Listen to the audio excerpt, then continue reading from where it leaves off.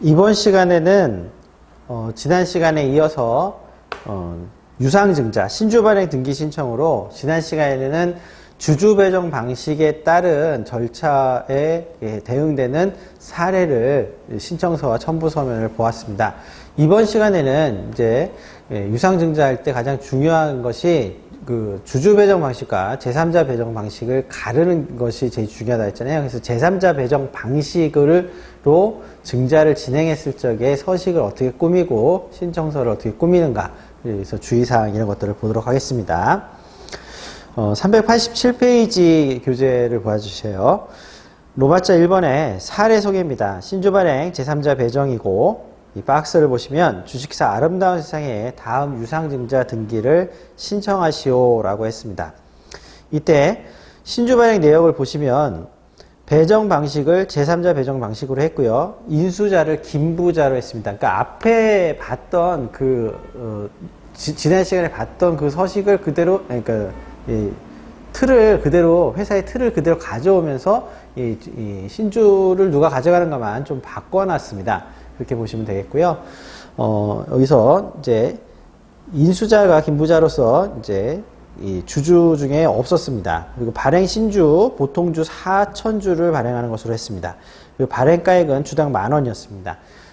주주 배정 방식일 때는 이제 만주를 10,000원씩에 발행하는 것을 예정했던 거면 이게 좀 바뀌었죠. 어쨌든 발행가액 같이 났습니다. 액면가액이 5,000원이고요. 그래서 이제 여기서도 주식 발행 초과금이라는 것이 나타나는 것을 만들었습니다.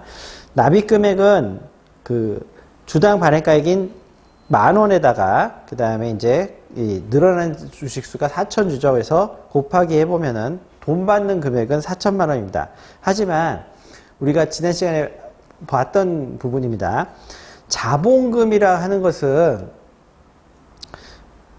돈이 들어온 전부가 다 자본금이 아니고요. 들어왔을 적에 늘어나는 주식수 곱하기 액면가, 다시 한번 설명을 드릴까요? 우리가 자본금 기준으로 했을 때 일주의 금액 곱하기 주식수, 즉 일주의 금액을 기준으로 해서 나오는 것이 자본금입니다. 그래서 현재하는 자본금은 일주의 금액을 기준으로 현재하는 주식수를 곱하면 현재 자본금이 나오고요. 늘어나는 자본금은 일주의 금액 곱하기 늘어나는 주식수 하면 늘어나는 자본금입니다. 그러니까 늘어나는 주식수를 보면 4,000주잖아요.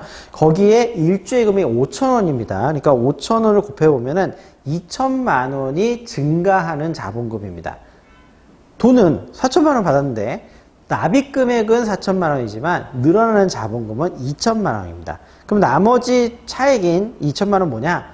주식 발행 초과금에서 자본 잉여금이 됩니다. 그게 이제 다음번에 할 무상증자할 때 그 재원이 된다라고 한번 언급해 드린 적이 있습니다. 그래서 2천만 원은 증자금액, 2천만 원 주식 발행 초과금 이렇게 봅니다. 그래서 납입 금액 총액은 4천만 원이지만 자본금은 2천만 원만 늘어나는 등기입니다.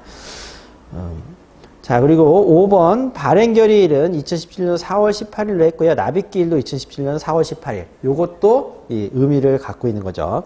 자, 전제는 현재 회사의 정관에는 제3자 배정에 대한 규정이 없다라고 되어 있습니다.